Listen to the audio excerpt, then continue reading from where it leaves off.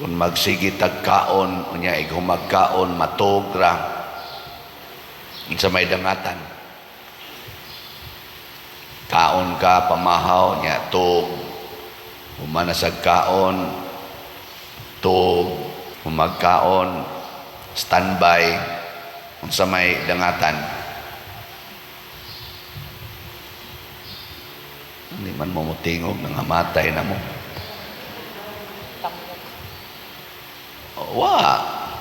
Ug di ka masakit, maabot yung panahon, wa na kay makaon, kay wa bang kay gibuhat.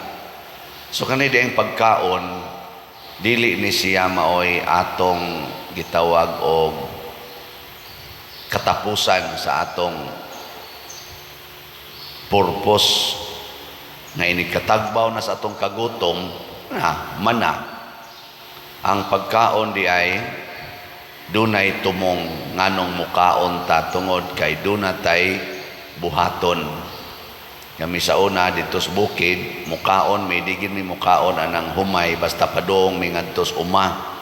Kay matud pa sa akong papa napura ka dos-dos o napura ka hapak smarik mahilis lang dayon ang humay ngamong kanon kana gyung mais niya utan kay bugat og busog gikas buntag hangtod gyud alas 12 kasustiner siya labi nagmangarga na di ka kaabot og usa ka kilometro hilis na hapdos na imong tiyan nang katog yung mais labi na tong numero 12 nga lisod kayo hilison ana kay bawo mo ana no nahibaw mo ana pasabot tiwasono na mo. Kay ako nahibaw ko ana wa naman tiwasono naman kay karon ang kabaghuan bisag ngadtos bukid humay naman gyud minus naman kayo ang gatanom og mais para galingon. Una ang tumong di sa pagkaon aron makatrabaho ta. Mao sad ni ang Eucharistia. Si Kristo ningon siya ako ang pagkaon, ako ang pan. Niya magsigilan tagkaog Ginoo. Iguman na itong kaon din sa Eucharistia, unsa may sunod. Ana, hilingi ay mong tupad, inaighuman ron ani, unsay sunod ni mong buhaton.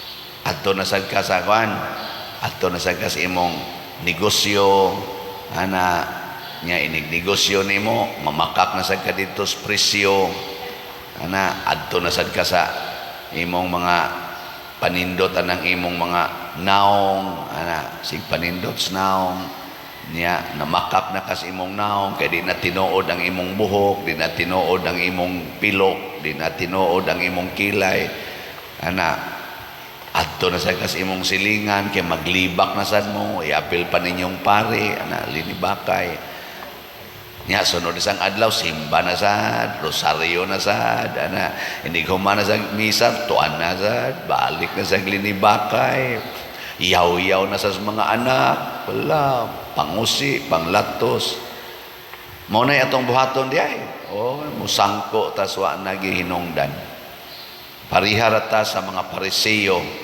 o sa mga iskriba o sa mga pari panahon ni Kristo na siging adtos templo siging ampo niya ang resulta gipatay si Kristo. Mo na ingos Kristo mga tao dire nangita mo nako dili tungod kay nakasabot mo sa milagro nga sa akong pagpakaon ninyo sa 5 kapan bisag 5,000 mo nangabusog yun mo wa mo kasabot sa milagro. Ilingiyay mong tupad ina kasabot ka ng milagro ha sig pariharata wa sad mo na kita kasagaran Ginoo tagain taon mig pagkaon Ginoo tagain taon pagkaon Ginoo makapasar untas board exam inigsimba din kana gyud pasar sa board exam pasar sa bar exam ana ra gyud ayuha ko sa akong sakit nya og maayo ganing lawas tagahay kong pagkaon makalampos unta ang akong anak ma-promote unta ako sa akong trabaho di na unta ko daoton aning akong mga silingan Makailaon ta sila nako nga ako di ay nagmahal nila kay waan man jud ko pansinaning akong bana adto naman mo pansin sa silingan. Mao ra kini atong ampo. Di ba? Unsa man day tinuod? Unsa may meaning sa milagro ni Kristo labi na gining santos nga Eucharistia. Sa una ang gipakaon nila 5,000 katao.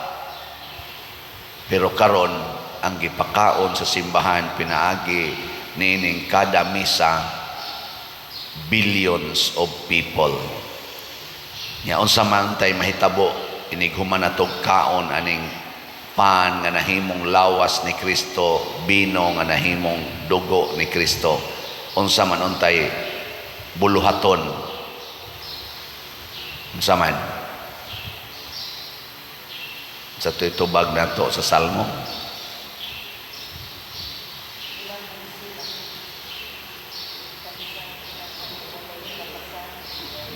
Wala basad kay nom. Bulahan sila kansang kinabuhi walay ikapasangil.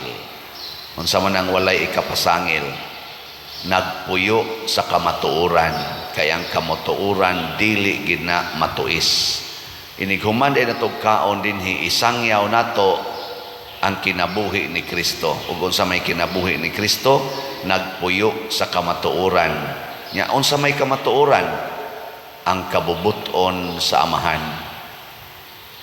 Kanindot unta manimba dinhi ang mga bana nya magpuyo na sila isip bana kamatuoran sa pagkabana. Way ikasaway sa iyang pagkabana kay wa siya magpuyo nga murag ulitaw siging panguyab ug lain. Magpuyo sad ang asawa isip asawa kamatuoran, di ba?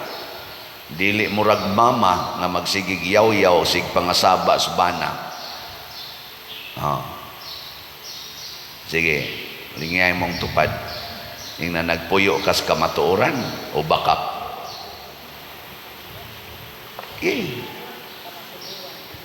Ang pare magpuyo sad nga pare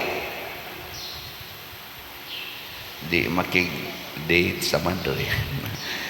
Makig-date lang basta adto sa katekesis, adto sa tudlo sa mga tao. Ang madre magpuyo sad isip madre. Ang dalaga magpuyo isip dalaga, dili dalaga sa naong unya minyog binuhatan. Ang ulitaw magpuyo sad isip ulitaw, dili ulitaw ra sa status unya daghan kay gitirahan. Di ba? Unsa man na mao ba nay gibuhat nato karon? Nangamatay na. Unya ang sunod diri sa unang pagbasa si Esteban nagsangyaw sa kamatuoran mahitungod ni Kristo. Naglagot niya ang mga tao labi na tong nagpatay sa Ginoo. Pero si Esteban misaksi sa maong kamatuoran bisan pag atubangan nas kamatayon. Ang pasabot mahimo sa detang liwat ni Kristo, mahimo sa tang saksi sa kamatuoran, mahimo sa tang pagkaon ngadtos uban.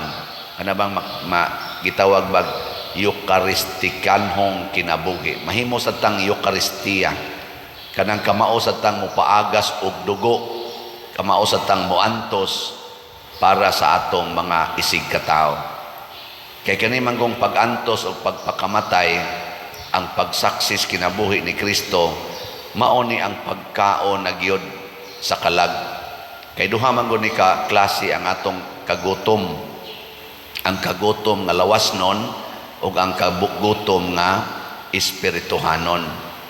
Nya kining atong pagsaksi sa kamatuoran sa Ginoo makahatag ni kaning katagbawan sa kagutom nga espirituhanon.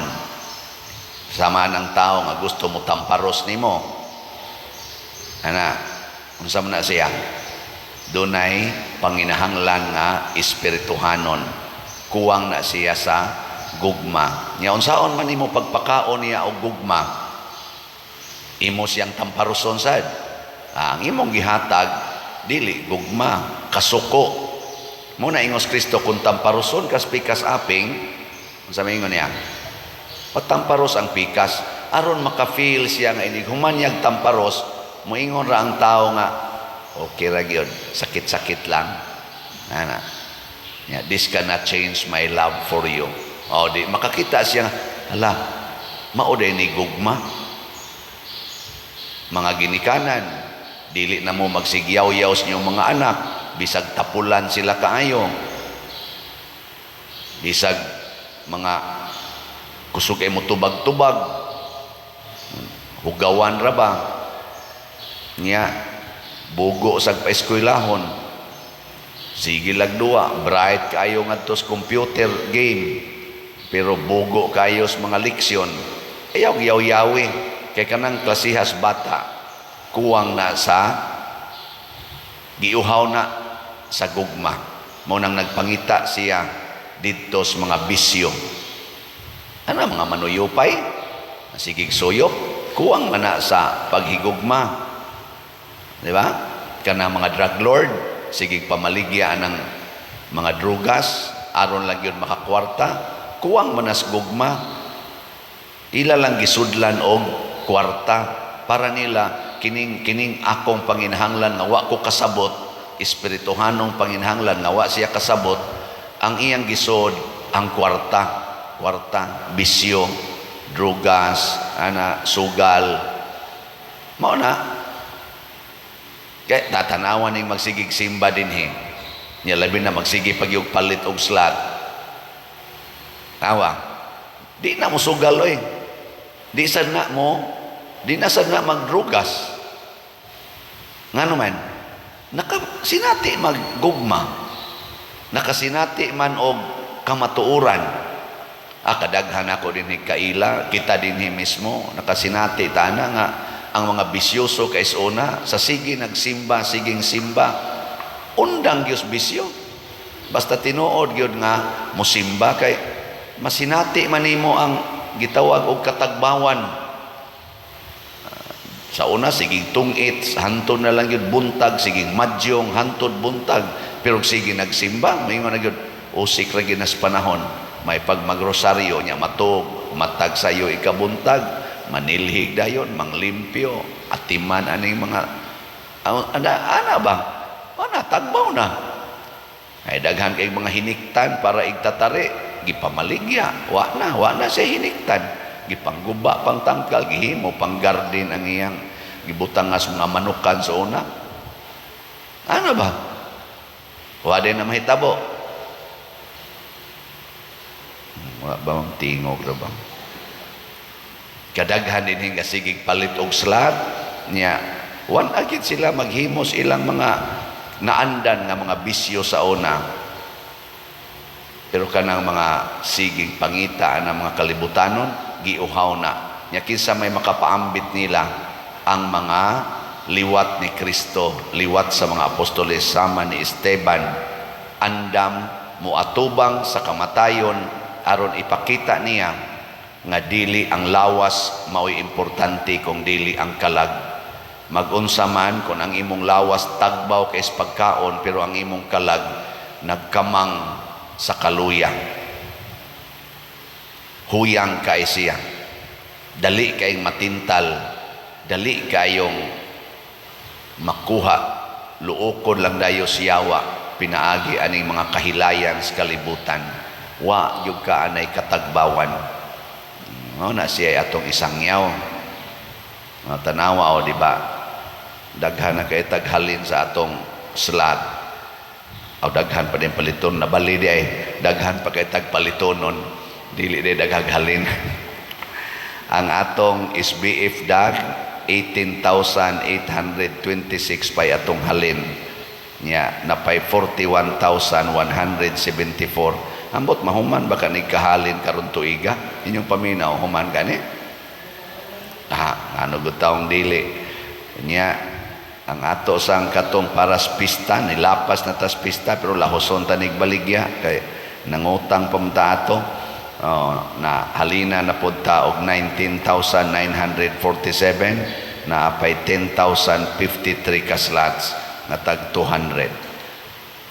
Og naalay daghan nga wa nagutuma sa lawas, tagbaw na ilang kalag nya sila na sad mo mahimong parihan ni Kristo, hurot dayon ning ato mga slots. Pero sige lang, padayon lang kita ani sa pagsangyaw nga ang kamatuoran di ay nga kaning atong kwarta dili gini para ato, kung dili iya ginis Ginoo og ialagad nato sa simbahan og sa katawhan. Og kung ato na nang masabtan, congratulations ninyong nakasabot. Wa gyoy nagsigig palit og slot nato dire nga wa mo testimonya nga malinawon og tagbaw na kayo iyang kinabuhi. Hastagan inang nisugod pagpalit, mo pay pagsugod, mo ingon din lipay kay ko pader nga nakapalit. Doon na gyud kalipay, dili na tungod sa imong gipalit, tungod na sa imong gipalitan nga mao ang simbahan, nga mao ang lawas ni Kristo, nga mutagbaw nato kay siya man ang tinuod nga pan nga naghatag og espirituhanong katagbawan. Digi katapusan lingi sa imong tupad ing na apil batag pamaligya aning slot ina sige na mamugpalit apil tag pamaligya ana isang yaw sad ngadto sa inyong mga silingan pangimbitar dinhibitay ni anhin ako ingon din siya to akos Canada pader padong na ko muuli inig-uli na ko dito suruyon ko to tanan ako mga amigog amiga baligyaan ko tong slot papaliton to nako kada anha gyud kadiha mahimong liwat ni Kristo ana dili lang ba nga ikaw ra say palit-palit pila ra man sa imong mapalit o sa kaslat ya muadto kas imong mga silingan 20 ka buok basig na ay 5 ato makumbinser nimo di wana unom na mo nga mopalit og tag sa kaslat nya mga imbitar na sa tong unom na say makumbinser nga mga tulo di pila na unom times tulo tagutlo 18 na mo kabuok ana na siya mao na siya gitawag og mystical relationship or mystical body of Christ. Sama sa akong tudlo sa tuo mutabang sa tudlo nako sa tiil, ang akong mata mutabang alang sa akong tibok lawas, nagtinabangay na ang tibuok mystical body of Christ. Mao na siya Eucharisticanhon nga kinabuhi.